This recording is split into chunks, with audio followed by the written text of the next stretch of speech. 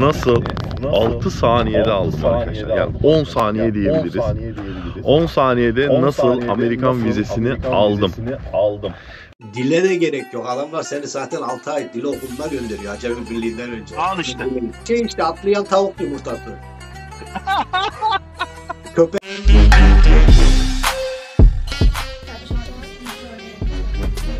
Catch cat. Catchy cat.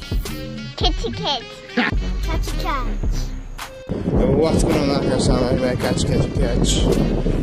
Crocodile. Original eye catch.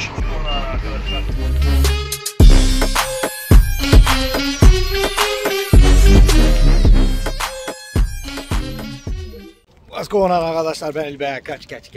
Long Island, New York'tan herkese selamlar. Gördüğünüz gibi yepyeni bir videoyla birlikteyiz. Arkadaşlar, Kambur ailesi Amerika'ya geliyor. İzleyin. Güzel bir sohbet yaptım Kambur ailesiyle. Arkadaşıma, kardeşime buradan çok selamlar. İyi bir sohbet oldu. İzleyin, beğenmeyi, paylaşmayı, yorumlarınızı bekliyorum abi. Süper bir göbel bizim göbel. Sen müsait miydin? Müsaitim ya, seni bekliyorum. Ha, nasılsın abim benim? Komiserim, ellerinden öperim. Allah'a şükür iyi diyelim, iyi olalım ya. Dur şimdi. İnşallah çalışır, pili bitmez. Burada soğuk, acayip soğuk. Ben de şöyle aşağı Televizyonun sesini, televizyon... da göstereyim. Şöyle kendime savaş odası yaptım. Nasıl? Abi çok iyi abi. Türklüğün biliyorsun, simgesi kurt. Kurtulan kartalı yapıştırdık duvara. Daha bitmedi gerçi de. Vallahi süper. Sana ben böyle güzel yüzükler getireceğim. Kurtlu murtlu. Getir abi, getir. Vallahi billahi. Şu vize işini hallettim. Ankara'daydım. İstanbul'da yer bulamadım çünkü. Ankara'ya gittim. Ankara'da bu vize işlerini falan hallettim. Zaten 10 saniye falan sürdü İlbey abi. Yani bana hiçbir şey sormadılar. Ama kimseye vize vermiyorlar yani. Hani bu yayınlardan izleyecek olanlar varsa senin takipçiler biraz sağlam şey yapsınlar yani. Kendilerine güvenerek gitsinler abi. Evet Çünkü abi, böyle öyle. orada Öyle zaten. yani oradaki o memurlar falan vize memuru değil abi. Sen daha iyi bilirsin. Bildiğin ajan onlar yani. Senin Evet. vücut ısına kadar seni takip ediyorlar. Senin halini, tavrını zaten o vize memurunun arka tarafındaki insanlar seni hep gözlemliyor. Ben biraz gözü açık olduğumdan, daha önce de tecrübe ettiğimden biliyorum. İçeridekiler izliyor sıradakileri abi. Doğrudur ya. O yüzden vize alacak arkadaşlar, kardeşler, abilerimiz varsa senin takipçilerin de biraz kendilerinden emin olsunlar. Biraz şık giyinsinler. Dik dursunlar abi. Gerisi kolay zaten ya. New Jersey'de falan böyle, ortağı da New Jersey'deymiş. Adamın 10 yıllık vizesi var. Onu yenilemek için gelmiş. Dediler ki yok, yenilemiyoruz adama. Adamın her şeyi kaldı şu anda orada Amerika'da. Vay be. Yani tabii abi. Ya önümde ne insanlar vardı abi. Adam Rusya'da daha yeni gelmiş. Takımla birlikte dövüş bilmem ne antrenörü. Türkiye'ye madalya getirmişler. Düşün, geçen hafta. Profesyonel bunlar ona bile vermediler abi. O takıma bile vermediler. Ondan vermemişlerdir. Türkiye'ye madalya Kesin. Kesin abi. Kesin bize yaramaz dediler herhalde. Yapmadılar ya. Vallahi bile anlamadım abi. Ya onlar biliyor abi kime verip vermeyeceğini bence. Hiç.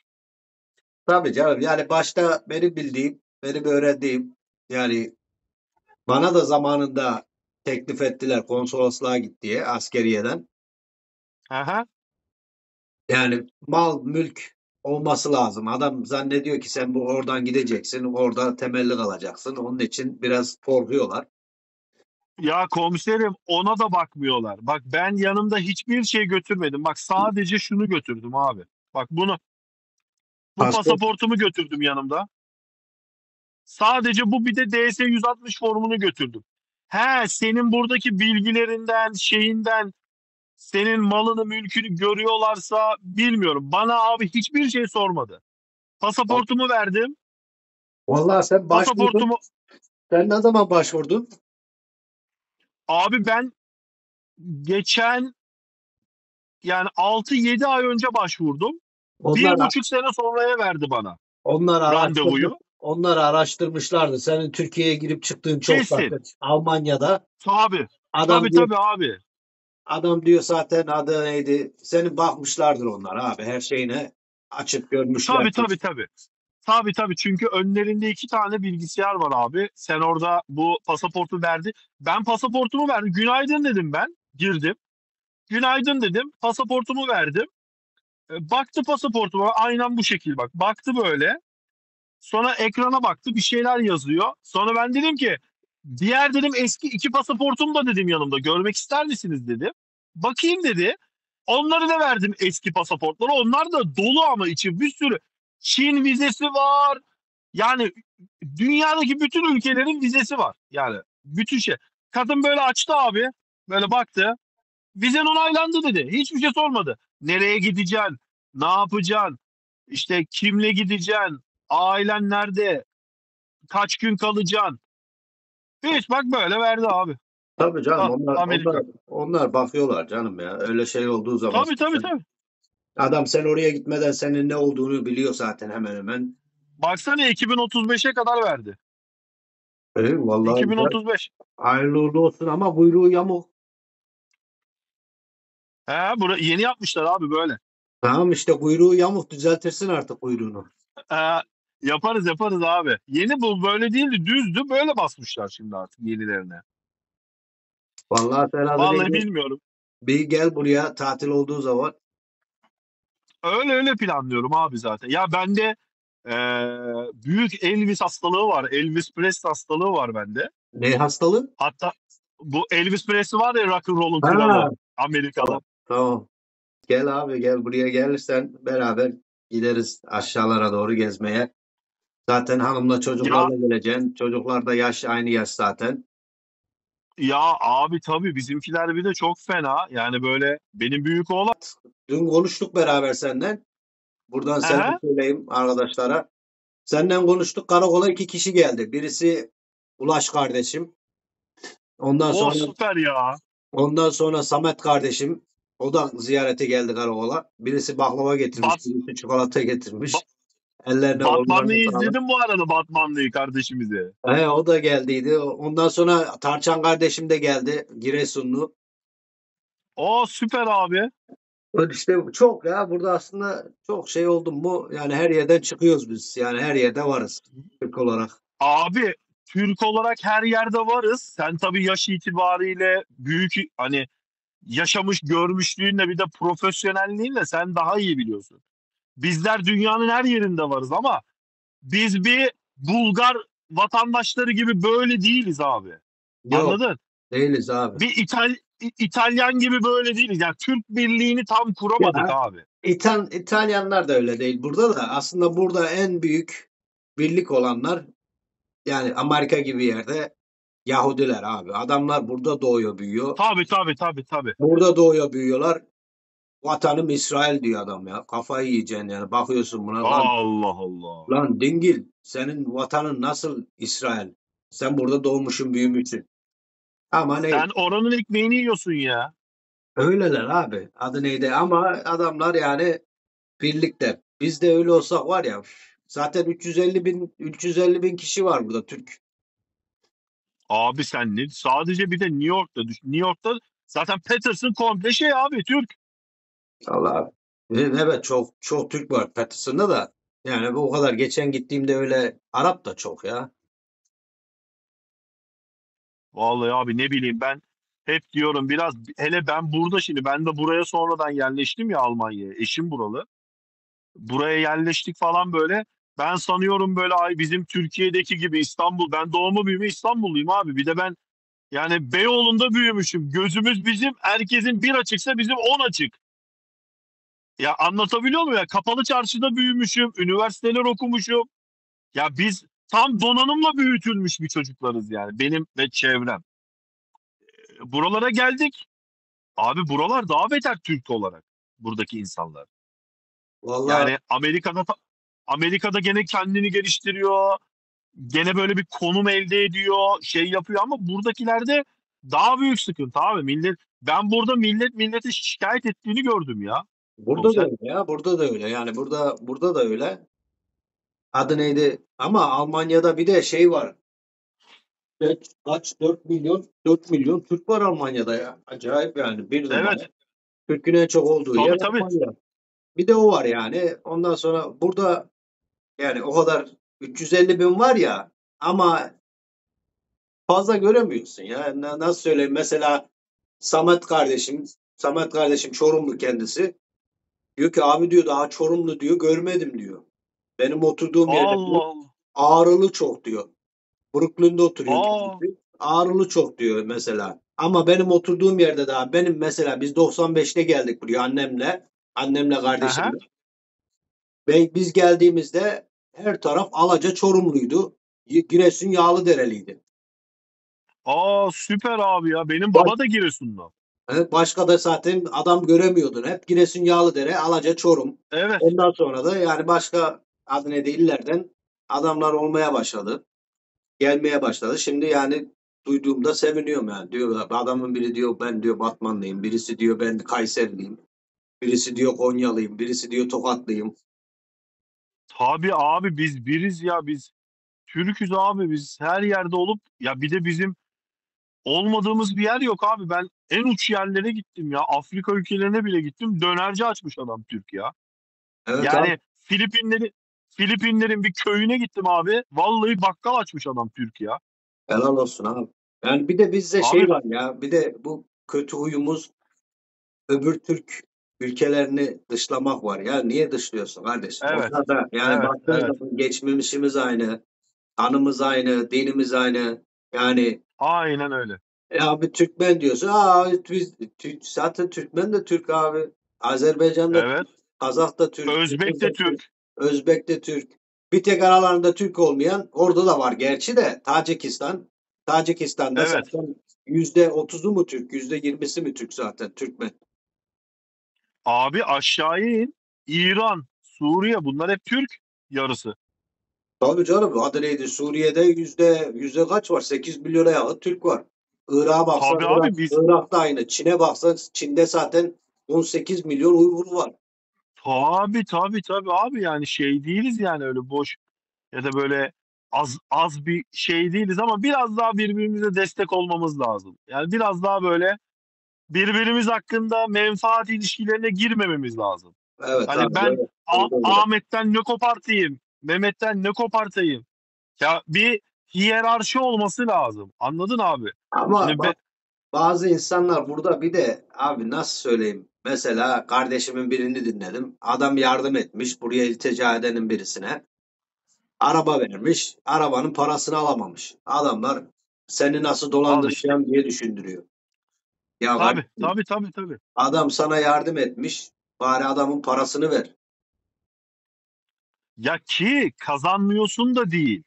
Amerika gibi bir yerde yani kazanamama durumun yok. Onu ödeyememe durumun yok. Bak Avrupa'da bunu diyebilirsin.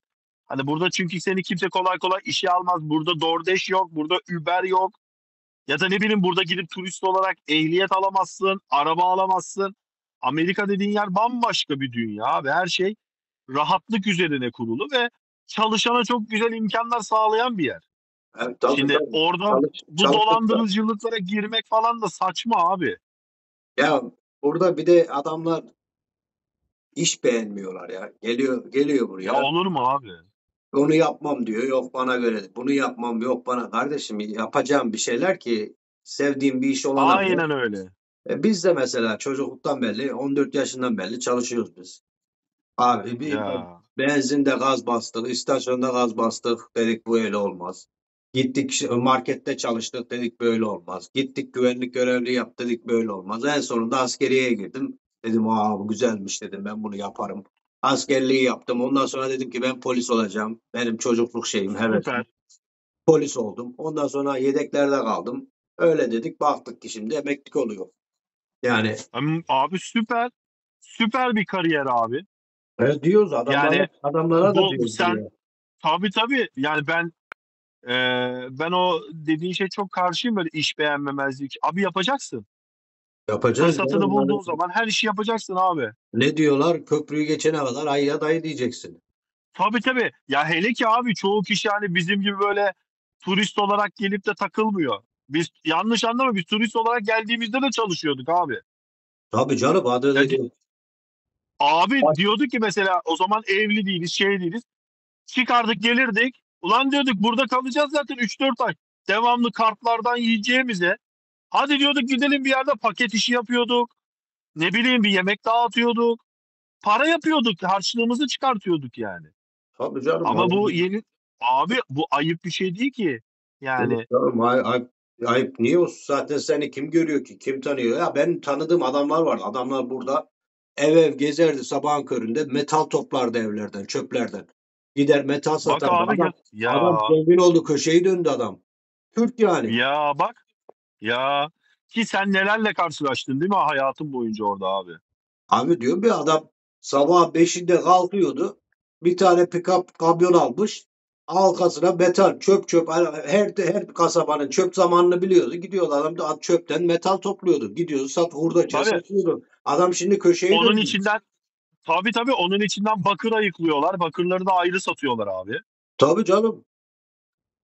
Yani Yani ayıp değil ben. adam köşeyi döndü şimdi. Tabii abi yok ben hep diyorum abi ben birazcık böyle iş kafasındayımdır her zaman. Böyle hiç iş beğenmemezlik şeyim olmaz. Ya Zaten gör, kolaylık var zaten. A- Sağlanıyor. Senin burada yeşil kartın olduktan sonra, vatandaş olduktan sonra zaten adı neydi? Ben gelen kardeşlere diyorum yaşın kaç abi? Diyor 30. Yaşın kaç? 25. Kardeşim gel gir askerle. Ne olsun bizden olsun. Yani kolumuz büyüsün, elimiz büyüsün. Giren bizden ya sen olsun. ne diyorsun abi? Emekliliği Ya güzel, maaşı güzel. tabii abi. Ya benim şu anda var ya hani böyle green card falan çıkmış olsa hemen dilimi milimi öğrenip orada benim ilk yapacağım şeydir abi. Hani yaş sınırlaması olmasa, şey olmasa ben direkt askeriye ya devletin bir birimine girmek isterdim yani. Bu Ya gençlere tavsiye abi olsun böyle. dile de gerek yok. Adamlar seni zaten 6 ay dil okuluna gönderiyor. Acemi Birliği'nden önce. Al işte. Ha, Al işte dilin abi. yoksa zaten. Adamların adı Al neydi? işte. Ben polisliğe girdim abi. Bak şimdiki şey olmasın. Yanımda bir tane kinli göbel oturuyordu. O da asker olmuş. Ne zaman girdim ben? 2008'de. Adama dedim ki la dedim sen memlekete ne zaman geldin? Yani İngilizcesi bile yok. Adam tuttu bana dedi ki ben dedi 2005 o zaman 5 sene önce geldim dedi. 5 sene önce ne yapıyor? 2008'den 2003 2003'te gelmiş 2003. adam Amerika'ya. La dedim sen ne zaman askere girdin?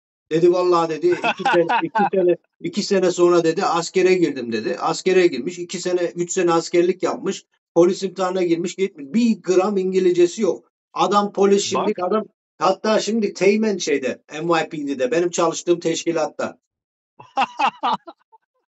Yani Ya düşün. ben sana geçen de dedim ya seninle böyle oturup uzun uzun aslında böyle kariyer planlaması yapacaksın gençlere. Bunları böyle senin yaşadıkların, gördüklerin çok değerli şeyler. Anladın mı abi? Hele yeni gelenlere, şey yapanlara falan.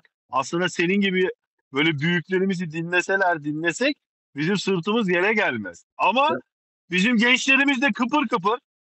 Sen daha iyi tanıyorsun. Ya sonuçta yılların polisisin. Ya polis demek ya benim amcalarım da polis Türkiye'de. Ya, polis demek yarı ajan demek yani. Sen şimdi ben sana ne kadar buradan iyi olursam olayım karşındaki halimden sen beni tak diye çözüyorsun. Haksız mıyım?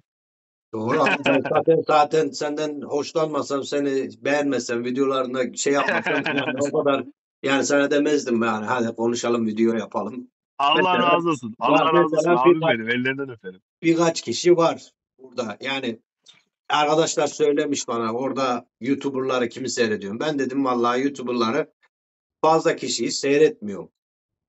YouTuber'lar seyrettiğim bir Yorgun Topkaya var zaten öyle başladım. Evet. Ondan sonra İlkay Tınaztepe var onu seyrediyorum. Sağ olsun o da yardımcı oldu çok. Yani YouTube'un buralara gelmesine. Ondan sonra işte sen bana bir keresinde mesaj atmışsın YouTube'dan oradan Evet. başladım. Dedim bu kim dedim. Baktım böyle iyiymiş dedim ya bu adam biraz güzel birisine benziyor. Senin Allah videolarını razı olsun seyretmeye abi. başladım. Ondan sonra bir iki kişi daha var. Şimdi isimlerini söylemeyeyim de sonra söylerim yine. Adamları dinliyorsun abi. Adama bakıyorsa adam konuşuyor sanki böyle bir yaptığı meslek. Adamı bilmesem diyeceğim ki diyeceğim bu adam bu işi 20 senedir yapıyor. Allah Allah. Allah. Ondan sonra öbür adamı dinliyorsun. Adam diyor ki yok şöyle diyor, yok böyle diyor. Vallahi ben bilmiyorum ha. Bu adamlar artık bir şey için seyredim için mi yapıyorlar? Millet de inanıyor. Abi millet ya ya abi zaten millet bu sosyal medyada özünün dışına çıkmakla popüler oluyor. Senin benim çok böyle kemik kitlemizin izlemesi çok büyük kitlelerde bulunmamamızın nedeni biz doğruyuz böyle dikiz. Şimdi ben her şeyle buradaki sistemi gösteriyorum. Buradaki kendi tecrübelerim ne eksik ne fazla ne yalan. Benim yaşadığım hayat bu. Şimdi ben buradaki bir çalışan bir kişinin aldığı 2 katı maaş kadar ben ayda uçuş yapıyorum abi. Bunlar ayıp söylenecek şeyler değil. Biz bu doğruda büyütüldük. Hani ben her şeyimi gösterecek olsam zaten bana neler yazıyorlardı abi. Senin tuzun kuru. İşte sen zengin çocuğun. Lan ne alakası var? Lan biz de Bana, koşturuyoruz oğlum.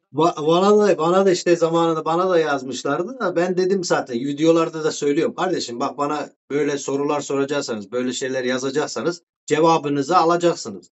Yani ben size Aynen. söyleyeyim. Adam da diyor ki kafana takma. Kafama takmıyorum zaten de ama böyle yorum geldiği zaman ben onların ne diyoruz biz ona ağzının payını vermem lazım. Karın ağrısı Ta- yapıyor. ben de ilk zamanlar benim bir de bu abi ikinci kanalım bu. Benim bundan önce This is Berkay diye bir kanalım vardı. O çok ilk Almanya'ya gelen ilk vlog çekenimdir ben Türkiye'de. Çin'e gittiğimde, mal aldığımda ben elimde kamerayla gezerdim. Çok severdim. Abi o ilk kanalda inanılmaz bir böyle yorumlar geliyordu. Kıskançlıklar oluyordu. İşte ben gidiyordum araba alıyor. Ya burada araba para değil ki abi. Gidiyorum ben Mercedes alıyorum. Onu paylaşıyorum. Sen zengin çocuğusun. Kapalı çarşı esnafısın sen falan filan. Mesela. Çalıştık ya. Kardeşim ne alakası var? Taksitle Çalıştık. alıyorum. 150 ödüyorum ya. Tamam öyle Manyak olsun mısın da sen? yani öyle olsun da yani bir de ki helal olsun Allah daha çok versin de. Adı neydi zaten sen haram parayla almıyor, çalmıyorsun, etmiyorsun, vurmuyorsun Ya kardeşim. abi Çalıştığın parayla tam alıyorsun. Ben bu adamları anlamıyorum ya. Mesela ben sen de şimdi o şeylerden geçeceksin. Ben onu diyecektim sana. Ben de senin gibi ilkten böyle kafaya takıyordum. Diğer arkadaşlar falan bana böyle yazıyordu. Ya takma kafaya falan. Ya diyordum ki yanlış tanıyorlar bizi. Oğlum ben böyle bir insan değilim. Sonra abi ben böyle artık yaş almaya başladı. İşte ne bileyim artık ben herkesinkini kabul ediyorum takibini. Adı neydi? Dediğim gibi ben kafama taktığımdan değil bak ben sana yine söyleyeyim.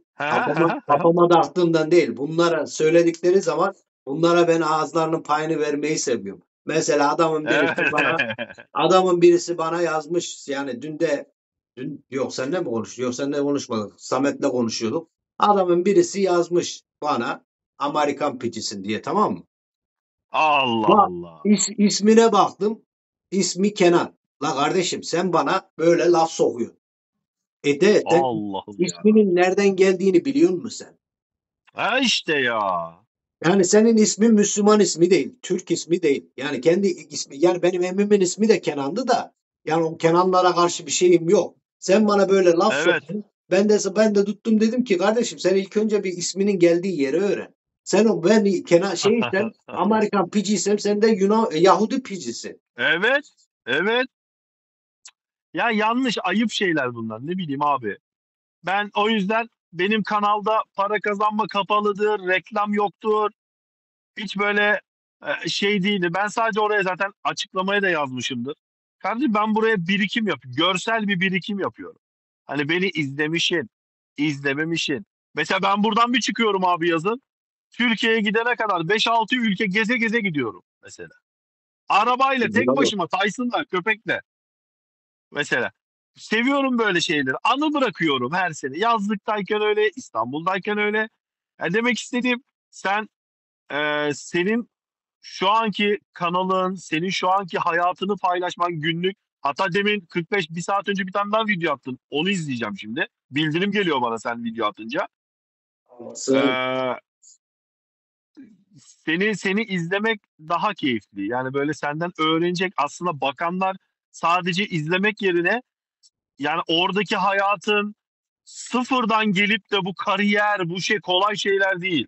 Anladın mı ne demek istediğimi? Ya bu Yok abi, kadar olay değil. kolay bir kariyer değil abi seninkisi. Ben zaten 2 sene önce yapmaya başladım videoları.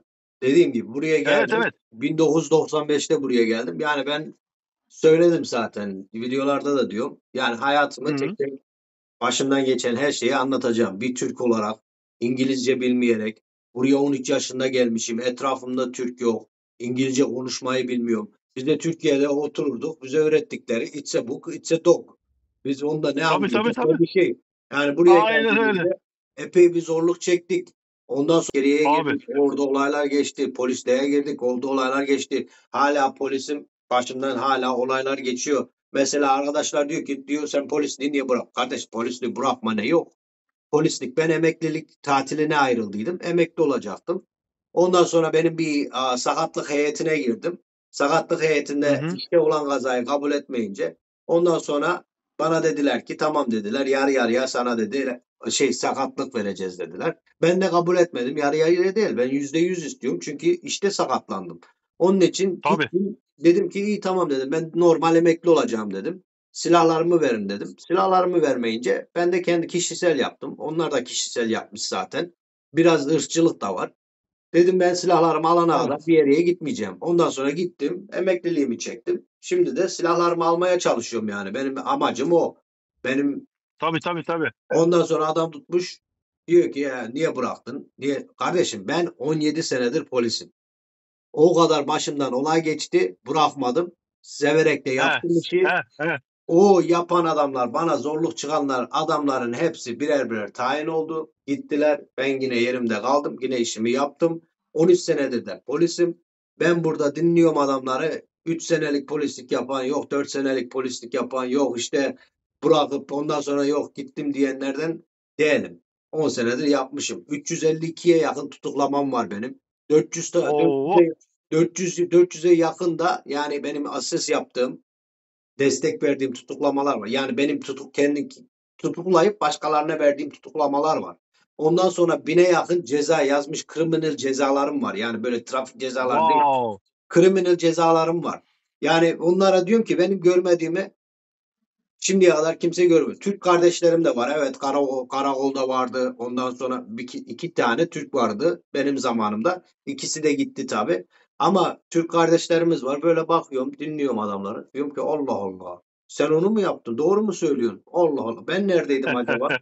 Benim niye haberim yok? Yani adamlar böyle atıyorlar. Yok şey yapıyor. Yok şu kişi varmış diyorlar. Yok bu kişi. Ya kardeşim varmış da bizim niye haberimiz yok? Adam Türklüğünü Türk olarak biliyorsa niye bizi arayıp bulmamış? Biz mesela benim akademide çalıştım 3 seneye yakın. 3 sene yakında bakıyordum soyadlarına. Ben kağıtlar geliyordu. Liste bana geliyordu. Liste Tabii. bana geliyordu. Bütün isimlere bakıyordum. Aha bu Türk. Aha bu Türk. Aha bu Türk diyordum. Adamlara gidip diyordum Türk müsün diyordum. Türk'üm diyordum. Nerelisin? İşte doğma büyüme buralıyım. Yok işte ailem şuralı. İyi bir isteğin var mı? Yardımın var. Nasıl yardım edelim diye soruyordum. Ya. Ama bu insanlar abi kendine çıkar. Yani kendi nefsini düşünen insanlar var burada. Evet. Mesela bundan Abi 2 ay çoğu da zaten Türklüğünü saklıyor. tabii canım korkudan mı artık utancından mı neyse. Tabii. Adı neydi mesela buradaki birine ben bundan 2 ay önce 2 ay oldu hemen hemen. Mesaj attım. İşte derneğin başkanı şimdi söylemeyeyim tam olarak da ama emekli Aha, olduğunda aha. isimlerini söyleyeceğim. Adama telefon açtım. Dernek başkanı tanıdığı var, bildiği var.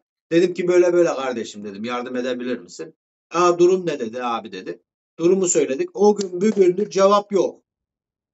Olmaz abi. Kendi çıkarı olmadığı için cevap gelmez. Heh. O gün bugündür cevap yok. 2 ay oldu 2 ay. Mesajlar duruyor da. Allah Allah. Allah Allah. Yani Ne olur yani bir el atsan.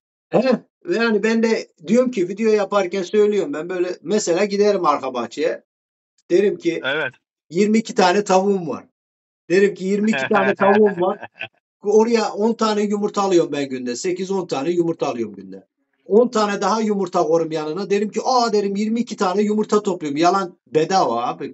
Parayla değil ki. Tabii. 20, 20 Kandırmak kolay abi. evet 20 tane yumurta topluyorum derim. Ondan sonra da derim ki bunları da satıyorum 10 dolara derim. Golüsünü derim. Acayip para yapıyorum derim. Yumurtadan zengin oluyorum Amerika'da derim. Yapanlar var öyle işte. Bizim Demek istiyorum ki böyle bizim yalan bizim söyleyip köşeyi dönen adamlar var. bizim Türkiye'de vardı ya koşan tavuk yumurtası diye. Neymiş? Tavuk koşuyormuş. Yumurta çalkalanıyormuş. Sarısı daha verimliymiş. Bir ara öyle sattılar Türkiye'de. Ya abi. Evet. Bizimkilerde işte atlayan tavuk yumurtası. Köpekleri bırakıyorum ben. Köpekler bunları kovalayınca atlıyorlar bunlar.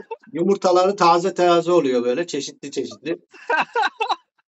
Ya İlbey abi ben oradayken ne yapıyoruz biliyor musun? Bir tane danışmanlık şirketi kuruyoruz seninle. Bir LLC açıyoruz zaten kolay. Tamam mı abi? İnsanlara hayal satıyoruz. Bak biz böyle yapalım. Vallahi billahi var ya bizim tadımızdan yenmez. En iyi biz oluruz abi. Vallahi abi ben diyorum ya işte yani giderim. Mesela benim vardı. Alaska kurdu var. Zamanında. Evet gördüm. Ondan sonra Sibirya kurdum var. Onların yavruları Hı oluyor. Zor zamanda onların yavrusu oluyordu işte. 5-6 tane yavru hı. yapıyordu. Bunların yavrularını ben de diyordum ki satıyordum bunların yavrularını. Mesela satarken de bunlar iyi para yapan köpekler. Mesela bunlar Tabii. Evet 3000 abi. dolara, 3000 dolara, 3500 kağıtları varken Evet. 3500 dolara giden köpekler. Ben bunların kağıtları olmadığı için arkadaşlara falan 600 dolara, 800 dolara satıyordum. Orada diyebilirdim Ya mesela yani bunları köpekleri derdim 1500-2000 dolara satıyorum köşeyi dönüyorum derdim. sana ben bir şey söyleyeceğim inanmayacaksın. Biz yıllar önce buradan Vegas'a köpek getirdik ya İstanbul'dan. Doğrudur. Yani ırk köpek getirdik. Yani Sivas Kangalı falan getirdik ve dediğim fiyatlara sattık. Doğrudur abi. Doğru. Ben çünkü Mesela ikisini bir getirmiyorduk. Bir ben geliyordum. Bir hafta sonra diğer arkadaşım geliyordu. Bir dişi bir erkek mesela. O çiftliğe dişi erkek koyuyorduk. Adam onu orada çiftleştiriyordu. 4.000 dolar, 3.500 dolar tak tak tak satıyordu abi. doğrudur abi. Çiftliklere. Mesela ben İlkay kardeşime önerdim. Dedim ki bana dedim yavru ver dedim. Ne yaparsın Evet. dedim. Ne yaparsam dedim. %20'si senin olsun dedim. Yemeğe, beslemesi, Süper. bakması benden dedim. Yavrular olursa dedim. Satarsam dedim. Oradan kazandığımın %20'si senin olsun dedim. Yani söyledim bunu. Yalan değil. Yalansa yalan dedim. Tabii. Yani benim parayla işim yok. Az bir şey kenardan geliyorsa gelsin. Yani o da zaten gidecek köpeklere, hayvanlara gidecek yani. Başka bir yere gitmeyecek. Tabii. Yani Tabii abi. benim amacım zengin olmak değil, milyoner olmak değil. Yani olsaydım zaten olurdum şimdiye kadar. O kadar üçkağıtçılık, haram yemekçi olsaydım şimdiye kadar olur. Niye diyeceksin? Ben Ya sen 2006'da zaten sen menbaasının içindesin zaten. O teşkilatın içindesin sen. abi bak 2006'da ben Irak'taydım. Irak'ta Ya bak. 2006'da Irak'ta Saddam'ın adı neydi? Altın kaplama silahlarını görmüşümdür. Gümüş kaplama silahlarını görmüşümdür. Bak. Değerli Bak. adamın eski eserlerini görmüşümdür. Elime benim 300 bin dolar keş geçmiştir. Nakit para geçmiştir. Oo. Onu almak isteseydim ben zamanında bu 2006'da alırdım, getirirdim, yapardım. Buradan Süleyman abiye selamlar olsun. 77 inşaatın sahibi. Yani bu 77 inşaat Vah. sahibi bana onlara iş verirken bile hatta adamlar bana para öneriyordular. Diyorlardı ki bu işi bize Ya. aldırtır diyordu. Ben sana diyordu şöyle yok diyordum abi yani sağlık olsun ola yapacak bizim adamlar yapsın diyordum. Anlatabiliyor muyum? Yani Evet abi evet. 3 tane Türk şirketi vardı orada. O 3 Türk şirketinden ben o kadar iş verdim onlara. Verirken o zaman yani o kadar para alırdım yani zamanında. %10'unu bana vereceksin derdim. Sen al derdim. Zaten Tabii. bunlar para yapıyorlar. Tabii abi çok basit işlerdi. Zengin olmak isteseydik o çoktan haram yemeyi bilseydik adı neydi üçkağıtçılık yapıp milleti dolandırmayı bilseydik yapardık. Yok abi yok. Şimdi Abi biz namusumuzla olalım. Bak namusumuzla olalım. Biz senin arka bahçede mangalımızı benim de burada bahçe var. Daha sonra çekeceğim sana atacağım. Biz köftemizi, pirzolamızı kızartalım. Bize yeter abi. yeter ya Fazlası zaten amatör. fazla şeyler onların olsun abi. Haram yiyicilerin olsun. Fark etmez. Biz kafamız rahat yatıyoruz mu abi? Çoluk çocuk rahat yatıyor mu? Tamam abi. Zaten Yeter. kurban olduğu bir yerden çıkar diyor kardeşim. Adı neydi? Ya Bugün, abi. bugün olmazsa yarın mesela bak bu o kadar drug dealer'ı yakaladık. Esrar satan, kokain satan adamlar. Adam Tabii. adamın evine gittim ben 100.000 dolar nakit para çıkartmış adamım. Torbayla Ya. esrar eroin çıkartmış adam. Adam o kadar parayı yaptı. Aha şimdi yakalandı. Ne olacak? Ne kaldı Bitti. geriye? Bitti. İşi bitti. Hayatı bitti. Zaten Bitti. o para kenarda sakladığı para da avukat parasına gidiyor. Bitene kadar zaten elinde kalıyor. Tabii. Ay, abi El Chapo'yu görmüyor musun ya Amerika'da hapishanede abi. Hapishanede ama işte sakladığı varsa 7 sülalesi geçiriyor şimdi oradan. Ama ne oluyor? Ya O parada haram olduğu için yani oradan bir yerden sonradan çıkıyor zaten. tabii abi. Abi ben de senin gibi biz de kapalı çarşıda çok gördük bu altın kaçakçılığını, para aklamalarını, şeylerini. Adam o varlıkta gidiyor devlet hastanesinde kan vere vere ölüyor abi. O milyonlar yapmamışsın neyine abi? Gerek yok ki. Adam gibi yaşayacaksın. Adam gibi namusunla yaşayacaksın abi. Ya, Düzgün olacaksın. yani Ya işte bir de bizde ne var biliyor musun? Sen daha çok görüyorsundur bunu. Bizde şey yok. Hani böyle mesela ben oradayım. Dara düştüm. Yok demeyi bilmiyoruz biz. Herkesin kuyruğu havada. Hani özümüzden farklı yaşıyoruz. Abi olabilir, olmayabilir. Dara düşmüşlük olabilir. Bir şeylik olabilir. Ya yok demeyi öğrenelim ya. yok ya Yani hava atmayı çok seviyoruz abi biz. abi ya burada ben de evinde zeytin yok zeytin. Bak evinde zeytin yok. Ulan sen burada Porsche Mercedes'e binsen neyine? Ya işte öyle Vallahi gerek yok. öyle bir şey. Gerek yok ki böyle şeylere. Bir de neyi biliyor musun? Adı neydi? Millet ne der? İşte tasası var bizde. Bana ne Ya, kardeşim? Milletten bana ne? Sen mesela ben seninle konuşuyorum tanımasam desem ki Gambur ne düşünür desem. Gambur ailesi benim hakkımda ne tabii. düşünür? Bana ne kardeşim? Gambur ailesi benim hakkımda ne düşünürse düşünsün. Eninde Ya sonunda ben zaten evime tek başıma geliyorum. Kendi yani kendi abi. ekmeğimi kendim kazanıyorum. Kendi şeylerimi, masrafımı kendim karşılıyorum. Gambur ailesi benim hakkımda ne düşünse ne yarar ne eder yani. Senin Ya de tabii aynısı. abi. Yani İlbey benim hakkımda ne düşünse sen de yani hiç takmam bile yani öyle şeylere. Ya abi bunlar boş işler. Mesela bak Amerikalıların bir huyu vardır. Sen daha iyi bilirsin. Onlarda şey lafı vardır. Sana ne bana ne. Mesela bir Amerikalıya dersin ki çok kilo almışsın ya dersin. Der ki sana ne? Doğru. Amerikalıya dersin ki tekrar ya çok kilo almışsın. Bana ne ya der. Anladın mı? Sana ne bana ne olayı var abi. Herkesin hayatı kendine.